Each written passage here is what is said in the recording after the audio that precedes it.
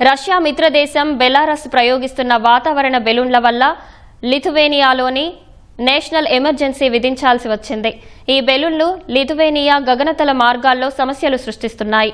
ప్రధాన విమానాశ్రయాన్ని మూసివేయాల్సి వచ్చింది. పెద్ద సంఖ్యలో ప్రయాణికులు విమానాశ్రయంలో చిక్కుకుపోయారు.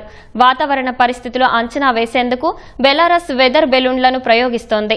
అవి అదుపు తప్పి లిథువేనియా గగనతలంలోకి వెళ్లిపోతున్నాయి. వీటి వల్ల లిథువేనియాలో విమాన కార్యకలాపాలకు అంతరాయం కలుగుతోంది. బెలారస్లోని అటవీ ప్రాంతం వైపు నుంచి ఇటీవల అనేక బెలూన్లు దూసుకు వస్తున్నాయని లిథువేనియా ప్రభుత్వం ఆరోపించింది. ఇది తమ ఆర్థిక వ్యవస్థ, వైమానిక భద్రతను లక్ష్యంగా చేస్తున్న హైబ్రిడ్ దాడి అని లిథువేనియా విదేశాంగ శాఖ తీవ్రంగా స్పందించింది. సరిహద్దు ప్రాంతాల్లో లిథువేనియా పోలీసులు, భద్రతా బలగాలతో పాటు సైన్యం కూడా గస్తీ నిర్వహిస్తోంది. సిగరెట్లను స్మగ్లింగ్ చేయడానికి ఇలాంటి బెలూన్లు వాడుతున్నారనే ఆరోపణలు కూడా ఉన్నాయి.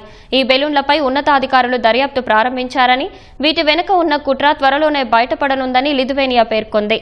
అయితే హైబ్రిడ్ దాడి ఆరోపణలను బెలారస్ అధ్యక్షుడు అలెగ్జాండర్ లుకాషెంకో ఖండించారు.